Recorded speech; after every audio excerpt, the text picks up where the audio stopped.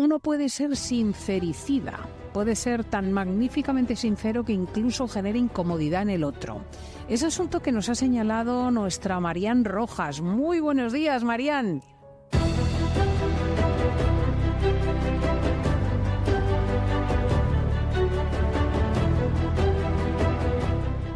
Buenos días, Cristina. Sí, qué tema tan interesante para nuestros oyentes. Efectivamente, el sincericidio. ¿Qué es eso?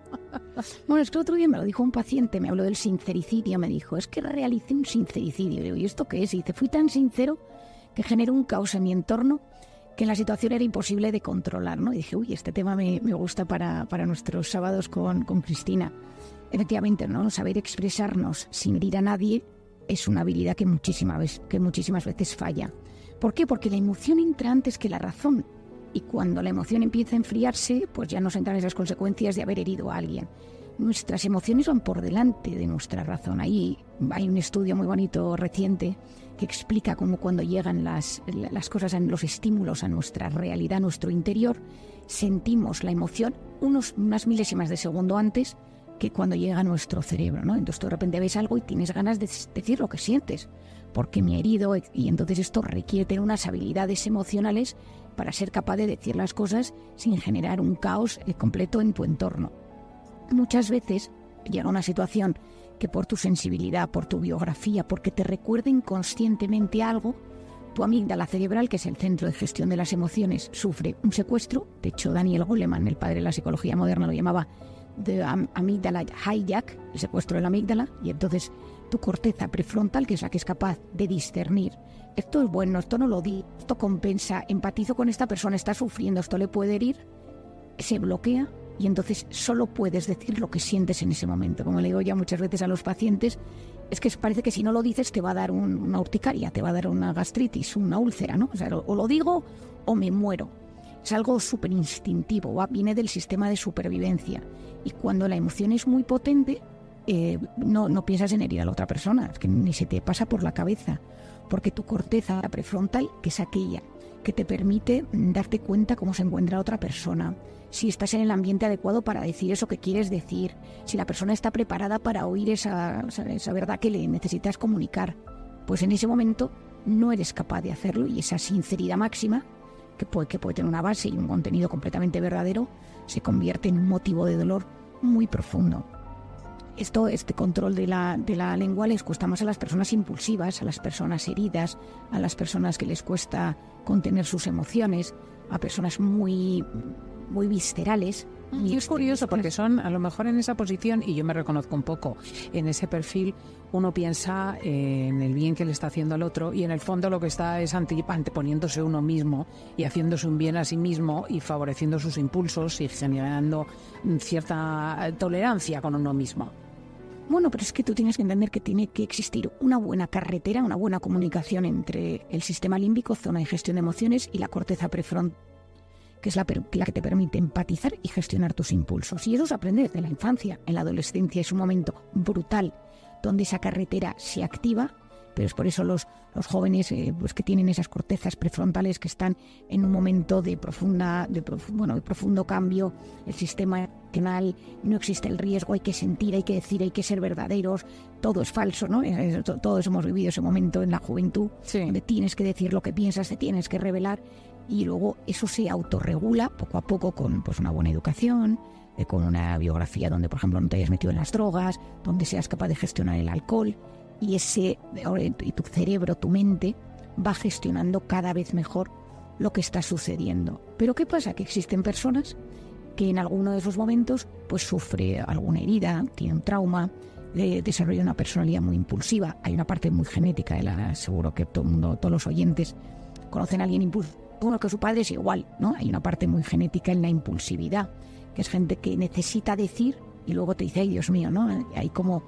Yo suelo explicar que existen como dos cerebros, que es el cerebro reactivo, el primario, el impulsivo, que es el que reacciona rápidamente ante todo lo que te sucede, y una especie de cerebro más secundario, que es el que piensa, el que razona, el que medita, el que profundiza. Y de hecho Kahneman, el premio Nobel, tiene su libro Pensar rápido, pensar despacio, que es maravilloso, en el que explica, ¿no? Es cómo funcionan estos dos flujos de pensamiento. La clave es tener un buen equilibrio entre los dos. Es decir, porque si todo lo llevas a la profundidad, pues mal. Que a veces hay que tomar decisiones instintivas, impulsivas, decir las cosas y decir, esto no se puede, esto está prohibido. Y a veces que hay que esperar. Y el otro día en familia vino un hijo mío con un tema, nos contó una cosa que había pasado en el colegio, ¿no? Y así estábamos todos cenando, ha pasado esto, la típica cosa que visceralmente, o sea, mi marido y yo nos miramos, nos agarramos de los puños y dijimos, respira profundamente y escuchemos, ¿no? Pero nos estaba contando una barbaridad y entonces hubo que contenerse. Y entonces luego ya...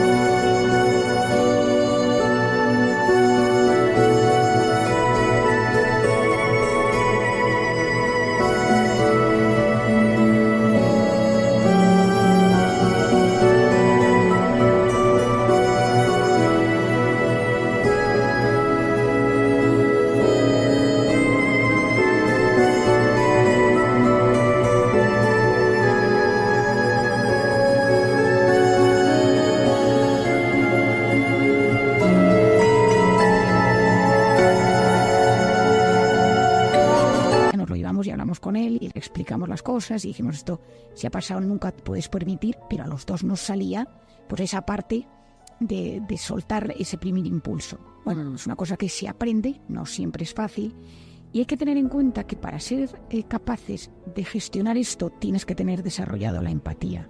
Es decir, si tú tienes que decirle una cosa, esto me pasa mucho en consulta, Cristina, a mí me viene un paciente y de repente pues la gente te pregunta, mira, María, que el otro día pues me he acostado con mi secretaria y mi mujer no quiero que se entere, y entonces tú por dentro pues tienes que esperar un poquito a decirle despacio, generar una confianza para poder decirle con sinceridad lo que crees que le puede ayudar en ese momento, ¿no? Y para eso requiere un factor fundamental que es tener empatía. La empatía es la capacidad de ponerte en el lugar del otro, ¿no? Es una cosa muy básica, se sabe mucho de esto, pero hablando de sinceridad es clave entender cómo está la persona en ese momento. Esto pasa mucho en terapia, ¿no? Y lo hablo yo mucho con los psicólogos y psiquiatras. Si una persona viene a contarte su drama, su equivocación, su error, necesita que tú en ese momento generes una escucha, no le digas, no, te dices, por favor no me seas demasiado sincera, ¿no, Marian, con tu opinión? O sea, edulcora lo que me vas a decir, que sé que no está del todo bien lo que he hecho, o la decisión que he tomado, o lo que me estoy planteando, y lo que necesitan es primero generar un ambiente de confianza. Eso es un don, pero se trabaja. Si tú tienes que decirle algo a una persona desde la sinceridad y generas un buen ambiente de confianza, esa persona lo va a escuchar mejor.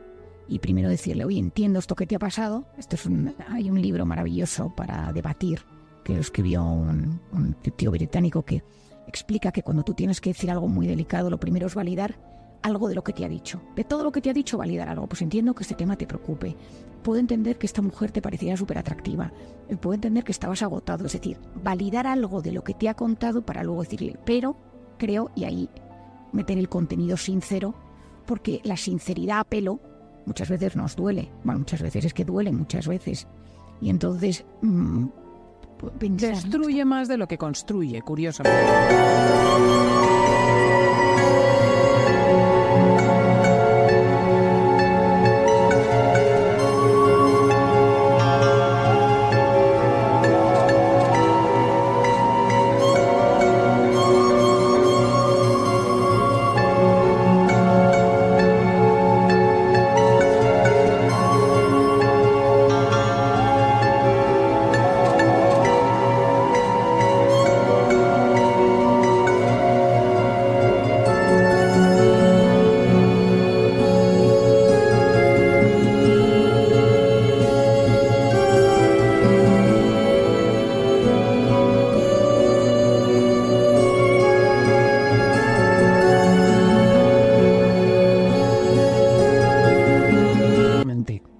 Bueno, es porque nosotros, cuando una persona nos dice las cosas tal y cual son, es mirarnos en el espejo.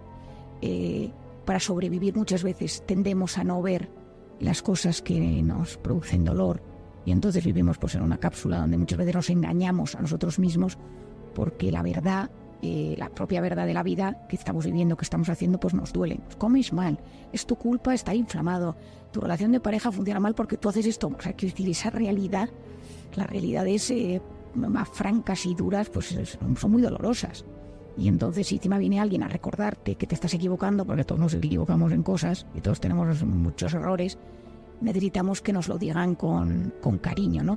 Y la persona que te lo dice con cariño, pues para eso requiere que también sepa gestionar su impulso de, es que o se lo digo o me muero, ¿no? Que esta es una cosa muy, muy típica. Y se me ocurre una última cosa, y es que quizá cuando uno es abruptamente sincero sobre una cosa, cuando uno es obscenamente sincero, ¿no? Lo que llaman un sincericidio, a lo mejor también se está tratando mal a sí mismo, porque expresar las cosas con más matices, tener cuidado en la expresión, requiere también de un afecto hacia uno mismo. Bueno, me has dicho una cosa importantísima, Cristina. Está demostrado que la gente que se trata mal a sí mismo, cuya voz interior es negativa, es gente que interpreta que los demás se tratan mal, que los demás le tratan mal a uno y que hay un mal ambiente.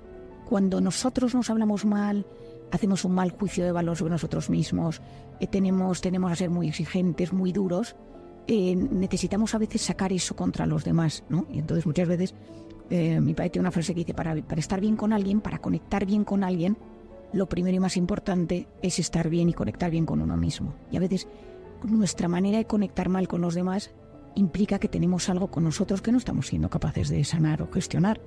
Y entonces a veces uno tiene que identificar dónde está eso.